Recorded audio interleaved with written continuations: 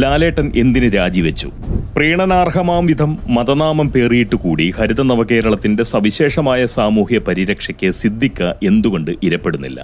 രസ്യൻ കമ്മികളായിട്ടും രഞ്ജിത്തും B ഉണ്ണികൃഷ്ണനും എന്തുകൊണ്ട് സുഡുദാസരുടെ ഇരകളാകുന്നു? മട്ടാഞ്ചേരി മാഫിയയുടെ സൈന്യാധിപനായിട്ടുള്ള hashish അബുവിന്റെ അസൽ ലക്ഷ്യം എന്താണ്? തീവ്ര മതേതര മൗലികവാദിയും തുല്യനിലയിൽ കമ്മിയുമായിട്ടുള്ള സുഡൂട്ടിക്ക് അമ്മവേട്ടയിലുള്ള പങ്ക് എത്ര ശതമാനം വരും? സാങ്കേതിക വിദ്യയിലുള്ള പരിചയക്കുറവാണോ പഴയകാല നടന്മാരുടെ പെണ്ണുപിടിയെ പീഡന പരിധിയിൽ കൊണ്ടുവരുന്നത്?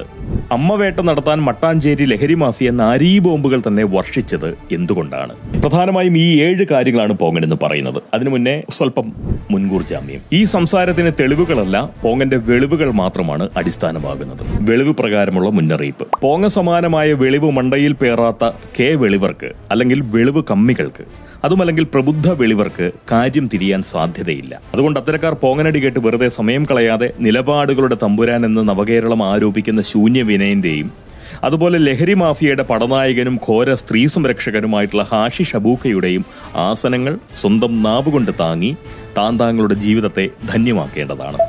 ഇനി ഈ പോങ്ങൻ നേരം ഒട്ടും തന്നെ കളയാതെ സ്വന്തം വെളിവുകളുടെ വെളിപ്പെടുത്തലുകളിലേക്ക് പോകാം. പക്ഷെ അതിനു മുന്നേ മറ്റൊന്ന് ബാക്കിയുണ്ട്. അതെ, അത് തന്നെ. അപ്പോൾ പതിവ് പോലെ ജാതി മത വർഗ വർണ്ണ പ്രായ രാഷ്ട്രീയ ലിംഗഭേദമന്യേ എല്ലാ സഹപോങ്ങർക്കും നല്ല ഒന്നാന്തര നമസ്കാരം. ഞാൻ ഹരീഷ്, പ്രബുദ്ധ കേരളത്തിലെ പ്രഥമ പോങ്ങൻ അഥവാ മുത്തുപോങ്ങൻ. സകല സഹജീവികൾക്കും പുതിയൊരു വീഡിയോയിലേക്ക് സ്വാഗതം.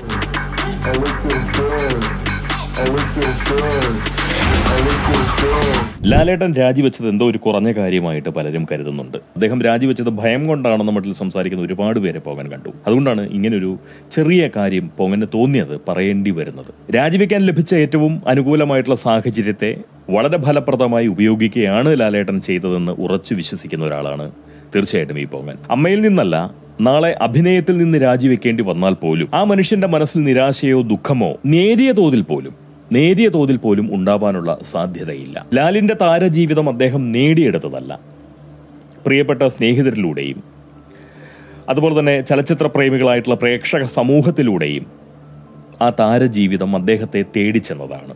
എന്തോ എന്നെ ഇഷ്ടമാണ് ആളുകൾക്ക്. മോഹൻലാൽ എന്ന മനുഷ്യന്റെ സംസാരവും അതുപോലെ അഭിനയ നേരങ്ങൾക്ക് പുറത്തുള്ള അദ്ദേഹത്തിന്റെ ശരീരഭാഷയും കണ്ടപ്പോഴൊക്കെ ഈ പോങ്ങന് തോന്നിയിട്ടുള്ള ഒരു കാര്യമുണ്ട്.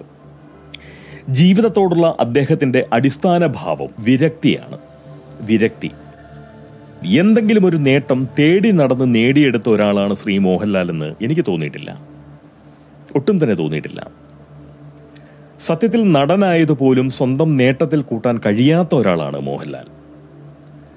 സ്നേഹിതരുടെ നിർബന്ധവും അവരുടെ പ്രോത്സാഹനവും, ഒപ്പം നമ്മുടെ ഫഹദിന്റെ അച്ഛനായിട്ടുള്ള ഫാസിലും നവോദയ അപ്പച്ചന്റെ മകനായിട്ടുള്ള ജിജോയും ഒക്കെ നൽകിയ നല്ല മാർക്കുമാണ് മോഹൻലാലിനെ നടനാക്കിയത്. ഉറപ്പായിട്ടും മമ്മൂട്ടിയെ പോലെ അഭിനയിക്കാൻ അറിയുന്ന ഒരാളുമല്ല മോഹൻലാൽ. അഭിനയിക്കാൻ മോഹൻലാലിന് അറിയാം എന്ന് വിചാരിക്കാൻ എനിക്ക് ഒരിക്കലും സാധിച്ചിട്ടില്ല. സാമ്പ്രദായിക സൗന്ദര്യത്തിന്റെ അഭാവം, അതുപോലെ തന്നെ സാമ്പ്രദായികമായിട്ടുള്ള അഭിനയ രീതിയിലുള്ള തന്റെ അറിവില്ലായ്മ, ഇവയുടെയൊക്കെ അനന്തര ഫലമാണ് മോഹൻലാലിന് ലഭിച്ച താരജീവിതം.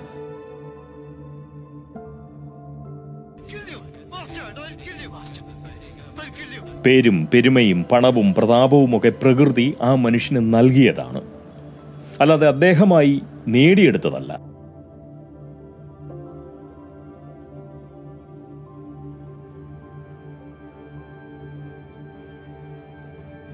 അദ്ദേഹം അനുഭവിച്ചിട്ടുള്ള ഭോഗരസങ്ങൾ പോലും, ഒരുപക്ഷെ അദ്ദേഹത്തിന്റെ മേൽ ഏറ്റവും കൂടുതൽ ആരോപണം അല്ലെങ്കിൽ പരിഹാസ തുല്യമായിട്ടുള്ള പഴി അദ്ദേഹം കേൾക്കുന്നത് അദ്ദേഹത്തിന്റെ ഭോഗസംബന്ധിയായിട്ടുള്ള കാര്യങ്ങളെക്കുറിച്ച്. വളരെ വ്യക്തിപരമായിട്ടുള്ള ഒരു കാര്യമാണ് ഭോഗം എന്ന് പറയുന്നത് ഒരു മനുഷ്യനെ സംബന്ധിച്ചിടത്തോളം. അവിടെ പരാതി ഇല്ലാത്തിടത്തോളം കാലം, അല്ലെങ്കിൽ ഒരു തരത്തിലുമുള്ള ഉപദ്രവം ഇല്ലാത്തിടത്തോളം കാലം നമ്മൾ ആരും തന്നെ അതിനെക്കുറിച്ച് പറയേണ്ട കാര്യമില്ല. പക്ഷെ എന്നിട്ട് പോലും ഞാൻ കേട്ട ഏറ്റവും നല്ല ഒരു ഗോസിപ്പിനെ കുറിച്ച്, ഒരു കഥയെക്കുറിച്ച് പറയട്ടെ. അത് മോഹൻലാലിനോടൊപ്പം കഴിഞ്ഞ സ്ത്രീകളുടെ എണ്ണം 3000 പിന്നിട്ടു എന്നായിരുന്നു. അതിൻ്റെ പേരിൽ ഒരു ആഘോഷമുണ്ടായിരുന്നു എന്നും. ഇത് കേട്ടിട്ടുണ്ടോ താങ്കൾ? അത് എനിക്ക് പക്ഷേ അത് ശരിയല്ല, അതിൽ കൂടുതൽ ഉണ്ടാകും എന്നാണ് ഞാൻ വിശ്വസിക്കുന്നത്. ആ മറുപടിയുടെ ഒരു ആഴം അതെന്താണെന്ന് പോലും മനസ്സിലാക്കാൻ ആ ചോദ്യം ചോദിച്ച ജേർണലിസ്റ്റിന് സാധിച്ചിട്ടില്ല എന്നുള്ളതാണ് സത്യം. അതുകൊണ്ട് ഞാൻ പറഞ്ഞത്, അങ്ങനെ സംഭവിച്ചാൽ തന്നെ ആ മനുഷ്യൻ അതൊന്നും പീഡിപ്പിച്ചെടുത്തതല്ല. ഒരു ഭോഗരസവും അദ്ദേഹം പീഡിപ്പിച്ച് സ്വന്തമാക്കിയതാവില്ല. ഒരിക്കലും അങ്ങനെ വിശ്വസിക്കാൻ പോകാൻ സാധിക്കില്ല. കാമദേവന്റെ അനുഗ്രഹം ലഭിച്ച ആ മനുഷ്യനെ തേടി രതിദേവതമാർ വളരെ പ്രണയപൂർവ്വം അദ്ദേഹത്തെ തേടിച്ചെല്ലാനേ സാധ്യതയുള്ളൂ എന്നാണ് ഈ പോങ്ങന്റെ വിചാരം. പീഡിപ്പിച്ച് രതിമൂർച്ച പ്രാപ്യമാക്കേണ്ട നിലയിൽ ദരിദ്രമല്ല ആ മനുഷ്യന്റെ ഭോഗ പരിസരം എന്ന് പറയുന്ന ഒരു ചിന്ത എൻ്റെ സാമാന്യ ബോധത്തിൽ കിടക്കുന്നത് കൊണ്ടാണ് ഞാനിത് പറയുന്നത്. പോങ്ങൻ ആദ്യം പറഞ്ഞ പോലെ ആ മനുഷ്യൻ നടിച്ചതും പിടിച്ചതും കുടിച്ചതുമൊക്കെ, അല്ലെങ്കിൽ അദ്ദേഹം എന്തു തന്നെ ചെയ്തിട്ടുണ്ടെങ്കിലും അതൊക്കെ, അല്ലെങ്കിൽ ജീവിതം തന്നെ തീർത്തും വിരക്തിയോടുകൂടി കൊണ്ടു നടക്കുന്ന ഒരാളാണ് മോഹൻലാൽ.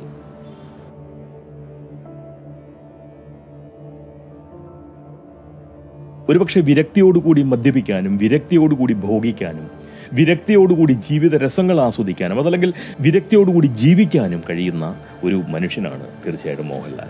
ഭക്തി പോലെയോ പ്രാർത്ഥന പോലെയോ വിരക്തിയെ ജീവിതത്തോട് ചേർത്തു വെച്ച ആ മനുഷ്യനെ സംബന്ധിച്ച് ഈ അമ്മയുടെ പ്രസിഡന്റ് സ്ഥാനവും അദ്ദേഹം തേടിച്ചെന്ന് നേടിയെടുത്ത ഒന്നാവില്ല എന്നുള്ളത് തന്നെയാണ് പോങ്ങന്റെ ഒരു വിശ്വാസം.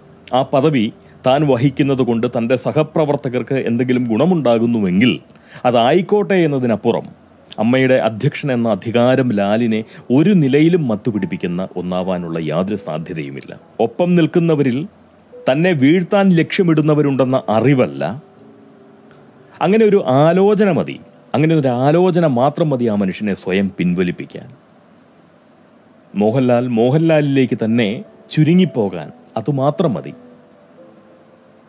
ആ മനുഷ്യന്റെ വിരക്തിയെ അതിജീവിക്കാൻ ഒന്നിനും തന്നെ സാധിക്കില്ല. ഹാഷിഷബുവിന്റെ ആയുധക്കൂടയിലുള്ള നാരീ ബോംബുകൾക്കോ സ്ഥാനമാനങ്ങൾക്കോ ഭീഷണിക്കോ അങ്ങനെ ഒന്നിനും സാധിക്കില്ല. കാരണം നിരാശയിൽ നിന്ന് ജനിച്ച വിരക്തി പോലല്ല നിറവിൽ നിന്ന് പിറക്കുന്ന വിരക്തി. മോഹൻലാൽ ജീവിത നിറവുള്ള ഒരു മനുഷ്യനാണ്. അതുകൊണ്ട് തന്നെ മട്ടാഞ്ചേരി മാഫിയയ്ക്കോ സുഡുദാസ പരീക്ഷകളായിട്ടുള്ള മാധ്യമ വ്യഭിചാരികൾക്കോ സാദാ പുല്ലുപുകയെ പടയ്ക്കോ പോക്കണം കെട്ട ബോംബാങ്കനകൾക്കോ അങ്ങനെ ആർക്കും ആ മനുഷ്യനെ വീഴ്ത്താനുള്ള ഉശിര് തൽക്കാലമെങ്കിലുമില്ല.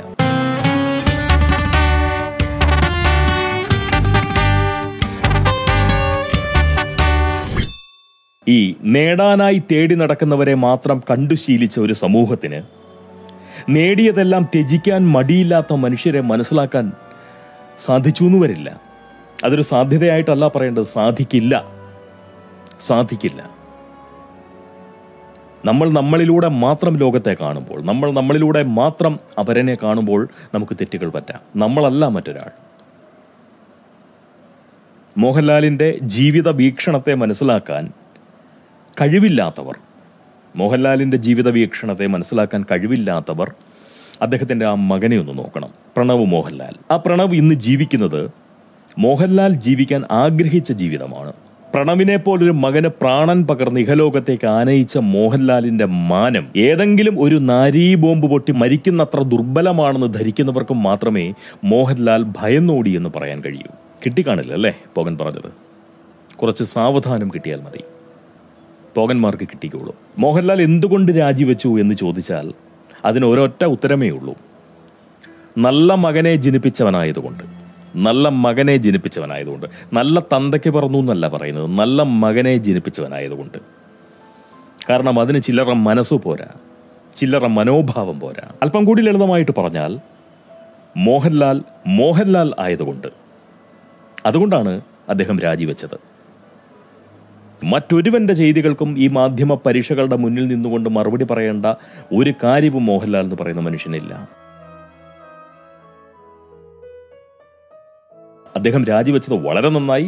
അതിൽ ഭീരുത്വമില്ല, അതിൽ ഒരു തരത്തിലുള്ള അപാകതയില്ല. അതായിരുന്നു ശരി.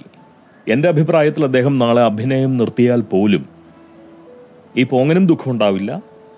അദ്ദേഹത്തിന്റെ സിനിമകൾ ആസ്വദിച്ചിരുന്ന ഒരു സമൂഹത്തിനും തീർച്ചയായിട്ടും ഒരു പ്രയാസവും ഉണ്ടാവില്ല. കാരണം മോഹൻലാലിനെ ഉപയോഗിക്കാൻ, അദ്ദേഹത്തിലെ നടനെ, അദ്ദേഹത്തിലെ അഭിനയ സിദ്ധിയെ കൃത്യമായി വിനിയോഗിക്കാൻ ശേഷിയുള്ള ഒരുത്തനും ഇപ്പോൾ നിലവിൽ സംവിധായകന്റെയോ അതല്ലെങ്കിൽ എഴുത്തുകാരൻ്റെയോ വേഷം കെട്ടിക്കൊണ്ട് നവഹരിത ഈ കമ്മി മലയാള ചലച്ചിത്ര ലോകത്ത് വാഴുന്നില്ല എന്നുള്ളതാണ് സത്യം. ഒരുതിനും കഴിയില്ല. അങ്ങനെയുള്ള ഒരു കാലത്ത് ജീവിക്കേണ്ടി വരുന്നതിനേക്കാൾ നല്ലത് തീർച്ചയായിട്ടും അദ്ദേഹം അഭിനയ ജീവിതം മതിയാക്കിക്കൊണ്ട് ശിഷ്ടകാലം വിശ്രമ ജീവിതം നയിക്കുന്നത് തന്നെയാണ് നല്ലത് എന്നുള്ള ഒരു പക്ഷക്കാരനാണ് പോങ്ങൻ. നേടാനുള്ളതൊക്കെ നേടി, സമ്പാദിക്കാനുള്ളതത്ര സമ്പാദിച്ചു, സൽകീർത്തിയും സമ്പാദിച്ചു, ആവശ്യത്തിലധികം. ഒന്നും ഇനി അദ്ദേഹത്തിന് ബോധ്യപ്പെടുത്തേണ്ട കാര്യമില്ല, ആരെയും ബോധിപ്പിക്കേണ്ട കാര്യമില്ല. അതാണ് നിന്റെ ശരി എന്ന് പറയുന്നത്. എന്തോ അമ്മ, ഞാൻ വരിക, പെട്ടെന്ന് വരാം, ഒരു വീഡിയോ എടുക്കുക.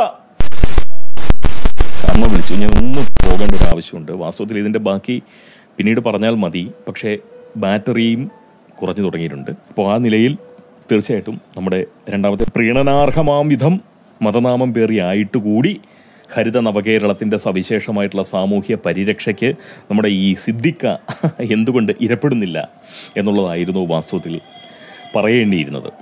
പക്ഷേ ലാലേട്ടൻ്റെ രാജിയെപ്പറ്റി പറഞ്ഞപ്പോൾ പോങ്ങൻ സ്വല്പം അധികം ആവേശഭരിതനായിപ്പോയി. അതുകൊണ്ട് ഉദ്ദേശിച്ച വിധം സംഗതി പറഞ്ഞ് ഒതുക്കാൻ കഴിഞ്ഞില്ല.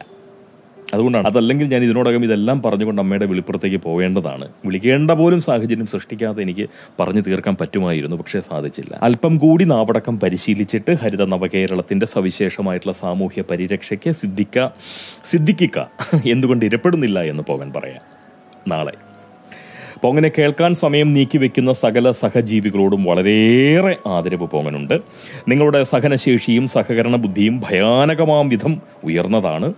സത്യമായിട്ടും അവ ഇനിയും കൂടുതൽ കരുത്താർജിക്കട്ടെ എന്ന് അങ്ങേയറ്റം സ്വാർത്ഥത മുറ്റിയ നിലയിൽ അത്തരമൊരു അനുഗ്രഹം നിങ്ങൾക്കെല്ലാവർക്കും നൽകിക്കൊണ്ട് ഈ മുത്തുപോകൻ തൽക്കാലത്തേക്ക് നാവടക്കുന്നു. നമുക്ക് തീർച്ചയായിട്ടും നാളെ കാണാം. എല്ലാവർക്കും നന്മകൾ, എല്ലാവരോടും സ്നേഹം. അമ്മ അതാ വരുന്നു, ഒരു നിമിഷം. Still I love you.